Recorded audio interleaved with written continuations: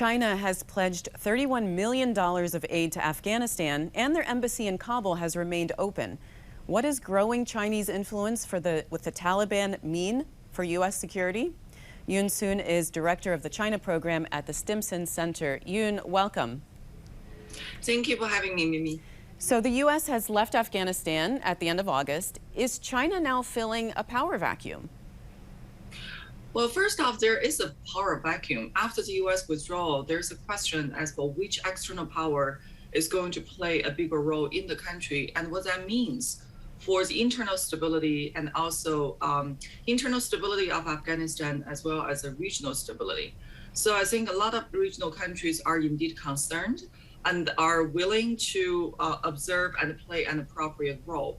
China is certainly one of those countries, and because of China's economic capacity and also the Taliban's willingness to reach out to China for China to play a bigger role in the country, I think the general assumption is that there's a supply and there's a demand. And then the next question is how much will China be willing to launch into Afghanistan to play that bigger role?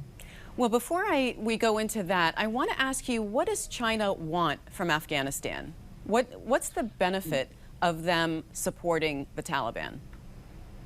I would say there are primarily two things. On the top of the list is security, because China borders Afghanistan. Although the border is very short, the inflow of the Islamic radical groups or the militant groups into China, especially into China's Xinjiang Uyghur Autonomous Region, has always been a problem. And China identifies Afghanistan as one of the hottest spots that have been producing the security threat. So for China, the most important agenda in Afghanistan is to make sure that the counterterrorism effort in the Chinese definition and also the effort to eradicate the Uyghur militant groups in Afghanistan remains a top priority for any Afghan government, whether it is led by a civilian president or it is led by Taliban. And then secondarily, there is also the geo-economic consideration. We all know that Afghan boasts rich mineral resources, and China in the past had invested in some of them. But looking into the future, if Afghanistan is able to achieve internal stability, I think the Chinese will not leave Afghanistan outside the scope of China's overseas investment. And we also know in terms of the geoeconomics, Afghanistan occupies a pretty central place in China's Belt and Road Initiative going towards the west from China's western border. So Afghanistan is almost one of the first countries that China will encounter in its Belt and Road Initiative. So how to turn Afghanistan into a critical link in China's BRI is also a consideration in China's playbook. So you mentioned the two things, which is security and the mineral deposits.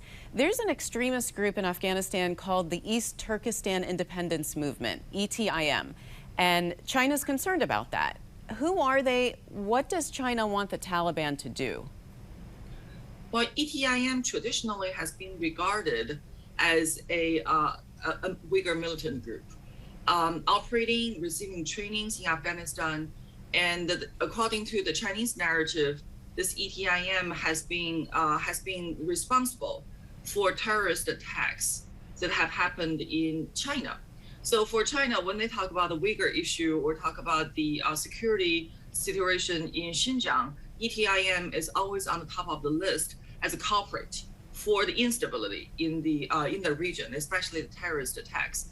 I think this perception of ETIM was shared by the international community earlier, so probably from 2001 to a much more recent time.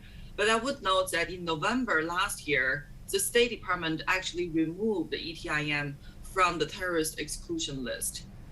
What that means is that, as in the explanation, State Department stated that we're not sure that ETIM still exists as an organization. So maybe there are still Uyghur militants and Uyghur groups, but ETIM as an organization is no longer as active or in existence as we observe. Well, so Yoon, I think there is. I want to ask you about Bagram, because there is rumors that the Chinese are going to take over Bagram Air Base. Do you think that will happen? Is there something that the U.S. military should do about that? The answer is much more complicated than a yes or no, because according to Chinese military playbook, basically the Chinese will not send troops to foreign soil, and that has been an operating principle for the Chinese PLA.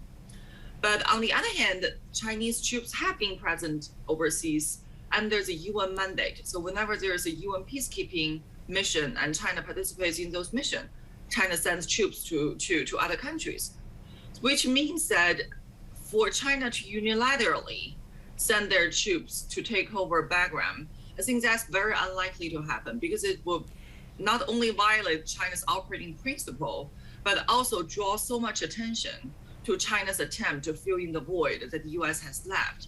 I think sorry to cut you off. Is there something that the Pentagon should do to contain Chinese influence in Afghanistan?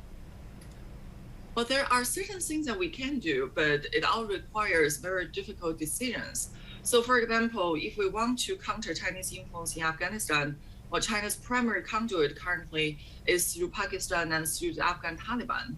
If we want to compete with China, what does that mean for our approach? Is that we probably will have to establish some sort of relationship with Taliban in order to mitigate or to offset the Chinese dominant influence.